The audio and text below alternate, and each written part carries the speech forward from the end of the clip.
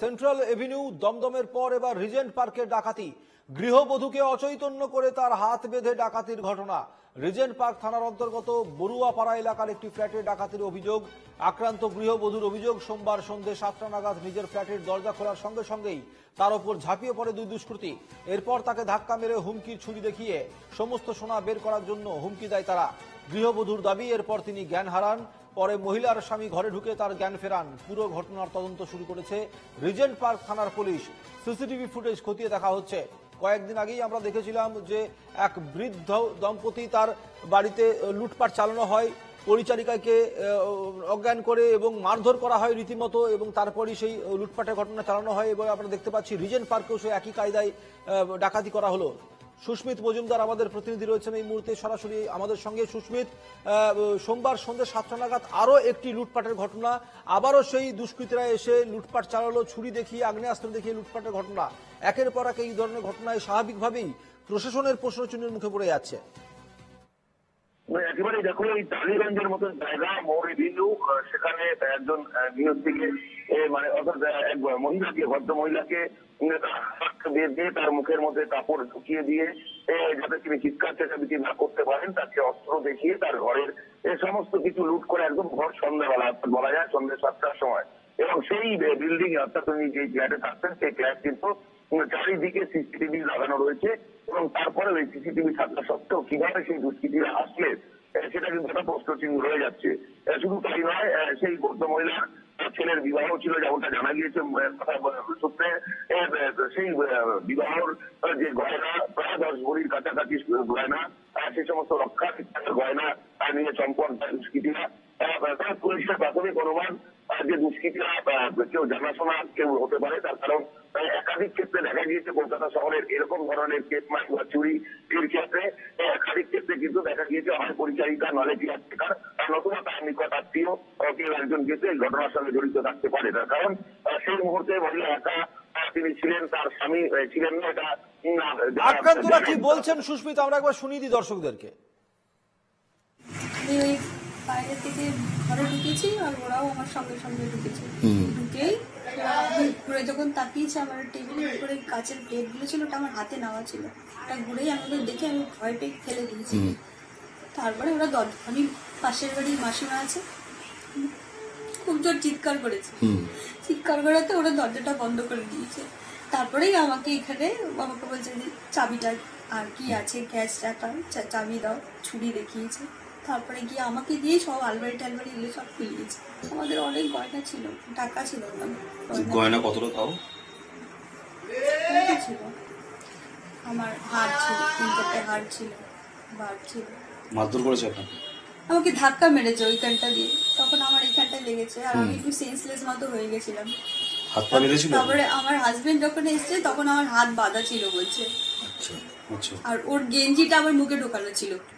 দুজন ছিল। কিরকম অবস্থায় ছিল ওরা? মুখে মাস্ক বা কিছু? হ্যাঁ, মাস্ক পরা ছিল, আর ওই ডেলিভারি বয়ের যেরকম হয় না, ওরকম টাইপের ছিল ওরা।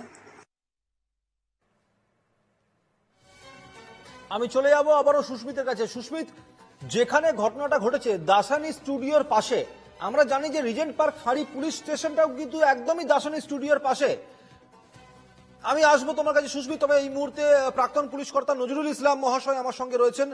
নজরুল ইসলাম বাবু, আপনাকে স্বাগত জানাই এনকেটিভি বাংলাতে।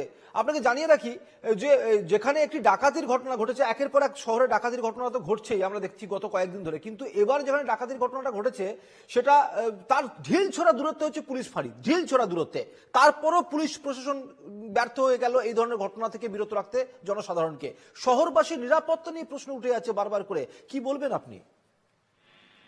দেখুন, এই একের পর এক ঘটনা থেকে মনে হচ্ছে যে কোন একটা নির্দিষ্ট দল এই অপরাধটা করছে। তো এখন আমি আশা করব যে পুলিশের লোকেরা খুব তাড়াতাড়ি এই দলটাকে শনাক্ত করবে এবং ধরতে পারবে, এবং এদেরকে যদি না ধরতে পারে তাহলে এই ঘটনা ঘটতেই থাকবে। বলুন, এই ধরনের ঘটনার ক্ষেত্রে নজরুল ইসলাম বাবু শুধুমাত্র কি সিসিটিভি ফুটেজে একমাত্র ভরসা হয়, না আর কি কিভাবে এই অপরাধীদের ধরা যায়? দেখুন, প্রতিটা কেসে একই রকম ভাবে ধরা যাবে এরকম ঘটনা নয়। আমি যখন ডিসিপিডি হিসেবে কলকাতা পুলিশে ছিলাম তখনও একটা ডাকাত দল এর থেকে সাংঘাতিক তারা ডাকাতি করা শুরু করেছিল কলকাতা এবং শহরতলিতে। তো আমরা তাদেরকে শেষ পর্যন্ত ধরতে পেরেছিলাম এবং তারপরে ডাকাতিটা বন্ধ হয়েছিল। তো সেটা আমরা যে ধরেছিলাম সেটা এই ডাকাত দলের সর্দার যে কোন এক মহিলাকে বাড়িতে নিয়ে যেতেন সেইটা আমরা বের করতে পেরেছিলাম বলে সেটা ধরতে পেরেছিলাম। তো কোন ডাকাত দলকে কিভাবে ধরা যাবে সেটা প্রতিটা কেসে আলাদা আলাদা ভাবে সেই কেসটা স্টাডি করার পরই বলা যেতে পারে, কেসটা স্টাডি না করে বলা যাবে না। বলুন। বেশ, ধন্যবাদ নজরুল ইসলাম বাবু, আপনার সঙ্গে ছিলেন প্রাক্তন পুলিশ কর্তা নজরুল ইসলাম। আমি আবারও চলে যাব সুস্মিতের কাছে। সুস্মিত, যেমনটা আমি নজরুল ইসলাম বাবুর কাছেও প্রশ্নটা রেখেছিলাম যে এই যেখানে এই ঘটনাটা ঘটেছে, ডাকাতির ঘটনাটা, তার ঢিল ছোড়া দূরত্বে হচ্ছে রিজেন্ট পার্ক ফাঁড়ি পুলিশ। দাসানি স্টুডিওর পাশেই ঘটেছে এবং দাসানি স্টুডিওর সামনে হচ্ছে রিজেন্ট পার্ক ফাঁড়ি পুলিশ থাকে পুলিশ স্টেশন। তারপরে এই ধরনের ঘটনা ঘটলো, পুলিশের নাকের ডগায় এই ধরনের ঘটনা ঘটছে, তাহলে সাধারণ মানুষের নিরাপত্তা কোথায়?